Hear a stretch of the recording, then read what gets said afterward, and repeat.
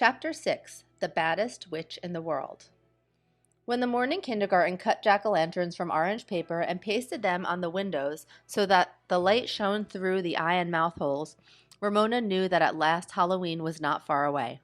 Next to Christmas and her birthday, Ramona liked Halloween best. She liked dressing up and going trick-or-treating after dark with Beezus. She liked those nights when the bare branches of trees waved against the streetlights and the world was a ghostly place. Ramona liked scaring people, and she liked the shivery feeling of being scared herself.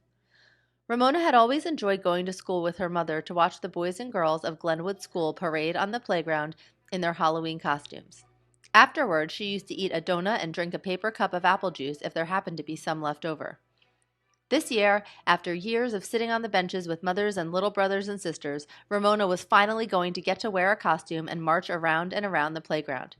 This year, she had a donut and apple juice coming to her. "Mama, did you buy my mask?" Ramona asked every day when she came home from school. "Not today, dear," Mrs. Quimby answered. "Don't pester. I'll get it the next time I go down to the shopping center." Ramona, who did not mean to pester her mother, could not see why grown-ups had to be so slow.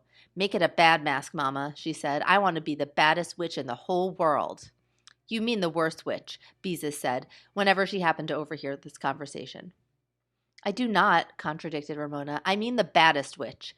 Baddest witch sounded much scarier than worst witch. And Ramona did enjoy stories about bad witches. The badder, the better. She had no patience with books about good witches because witches were supposed to be bad. Ramona had chosen to be a witch for that very reason. Then one day when Ramona came home from school, she found 2 paper bags on the foot of her bed. One contained black material and a pattern for a witch costume. The picture on the pattern showed the witch's hat pointed like the letter A. Ramona reached into the second bag and pulled out a rubber witch mask so scary that she quickly dropped it on the bed because she was not sure she even wanted to touch it.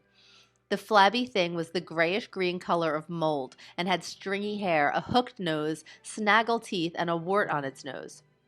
Its empty eyes seemed to stare at Ramona with a look of evil. The face was so ghastly that Ramona had to remind herself that it was only a rubber mask from the dime store before she could summon enough courage to pick it up and slip it over her head. Ramona peeked cautiously in the mirror, backed away, and then gathered her courage for a longer look. "That's really me in there," she told herself, and felt better. She ran off to show her mother and discovered that she felt very brave when she was inside the mask and did not have to look at it. "I'm the baddest witch in the world," she shouted, her voice muffled by the mask, and was delighted when her mother was so frightened she dropped her sewing. Ramona waited for Beezus and her father to come home so she could put on her mask and jump out and scare them. But that night, before she went to bed, she rolled up the mask and hid it behind a cushion of the couch in the living room. "What are you doing that for?" asked Beezus, who had nothing to be afraid of. She was planning to be a princess and wear a narrow pink mask. "Because I want to," answered Ramona, who did not care to sleep in the same room with that ghastly, leering face.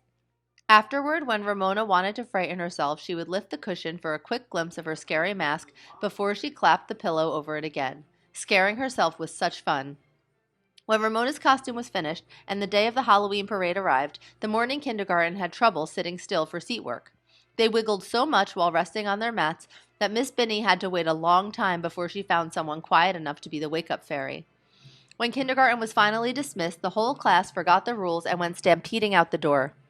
At home, Ramona ate only the soft part of her tuna fish sandwich because her mother insisted she could not go to the Halloween parade on an empty stomach. She wadded the crusts into her paper napkin and hid them beneath the edge of her plate before she ran to her room to put on her long black dress, her cape, her mask, and her pointed witch hat held on by an elastic under her chin. Ramona had doubts about that elastic. None of the witches whom she met in books seemed to have elastic under their chin. But today she was too happy and excited to bother to make a fuss. "See, Mama," she cried, "I'm the baddest witch in the world." Mrs. Quimby smiled at Ramona, patted her through the long black dress, and said affectionately, "Sometimes I think you are. Come on, Mama, let's go to the Halloween parade." Ramona had waited so long that she did not see how she could wait another 5 minutes. "I told Howie's mother we would wait for them," said Mrs. Quimby. "Mama, did you have to?" protested Ramona, running to the front window to watch for Howie. Fortunately, Mrs. Kemp and Willa Jean were already approaching with Howie dressed in a black cat costume, lagging along behind holding the end of his tail in one hand. Willa Jean in her stroller was wearing a buck-toothed rabbit mask. Ramona could not wait. She burst out the front door, yelling through her mask. Yeah, I'm the baddest witch in the world. Hurry, Howie, I'm going to get you, Howie. Howie walked stolidly along, lugging his tail, so Ramona ran out to meet him. He was not wearing a mask, but instead had pipe cleaners scotch taped to his face for whiskers. I'm the baddest witch in the world, Ramona informed him, and you can be my cat. I don't want to be your cat, said Howie. I don't want to be a cat at all. Why not, Howie? Asked Mrs. Quimby, who had joined Ramona and the Kemps. I think you make a very nice cat. My tail is busted, complained Howie. I don't want to be a cat with a busted tail. Mrs. Kemp sighed. Now, Howie, if you'll just hold up the end of your tail, nobody will notice. Then she said to Mrs. Quimby, I promised him a pirate costume, but his older sister was sick, and while I was taking her temperature, Willa Jean crawled into a cupboard and managed to dump a whole quart of salad oil all over the kitchen floor. If you've ever had to clean oil off a floor, you'll know what I went through. And then Howie went into the bathroom and climbed up. Yes, dear, I understand you wanted to help. To get a sponge, and he accidentally knelt on a tube of toothpaste that someone had left the top off of. Now, Howie, I didn't say you left the top off of. And toothpaste squirted all over the bathroom. And there was another mess to clean up. Well, I finally had to drag his sister's old cat costume out of a drawer, and when he put it on, we discovered the wire in the tail was broken, but there wasn't time to rip it apart and put in a new wire. You have a handsome set of whiskers, said Mrs. Quimby, trying to coax Howie to look on the bright side. Scotch tape itches me, said Howie. Ramona could see that Howie was not going to be any fun at all, even on Halloween. Never mind. She would have fun all by herself. I'm the baddest witch in the world, she sang in her muffled voice, skipping with both feet. I'm the baddest witch in the world.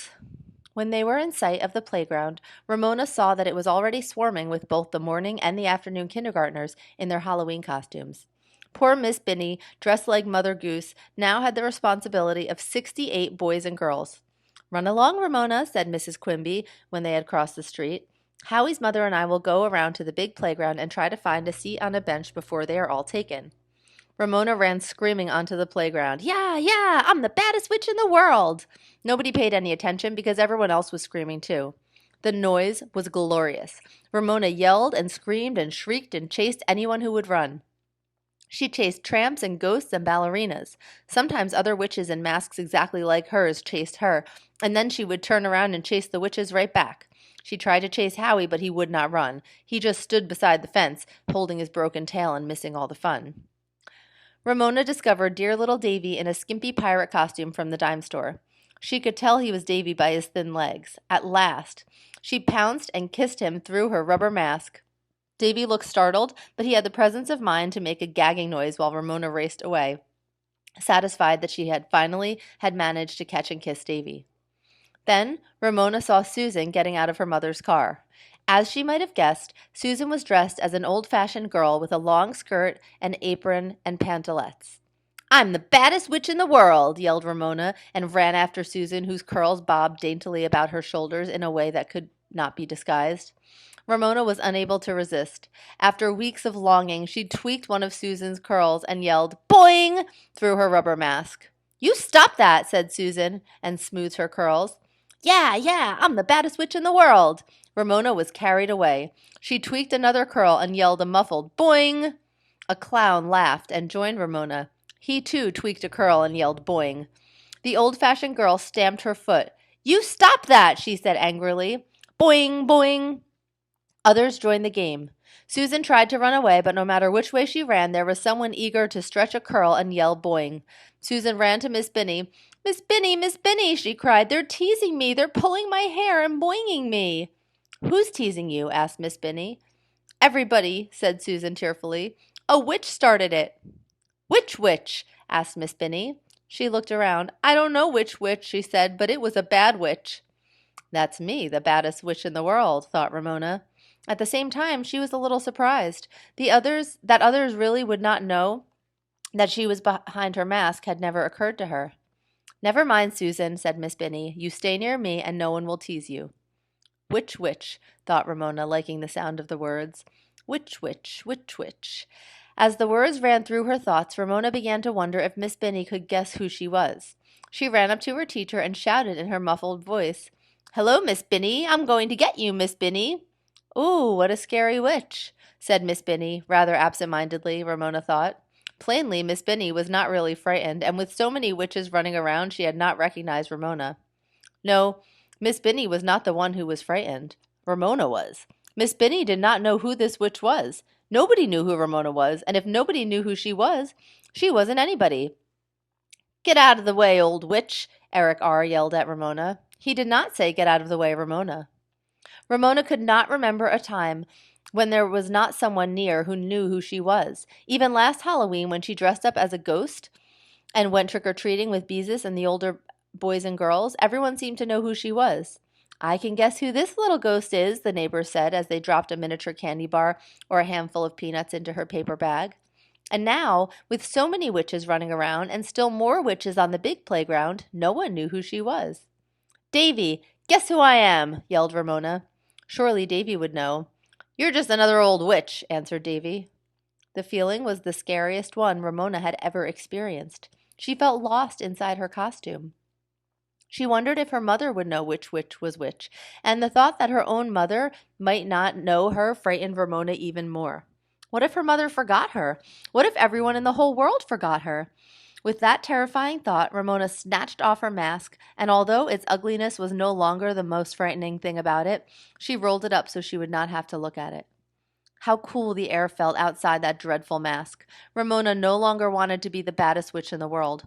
She wanted to be Ramona Geraldine Quimby and be sure that Miss Binny and everyone on the playground knew her. Around her, the ghosts and tramps and pirates raced and shouted, but Ramona stood near the door of the kindergarten quietly watching.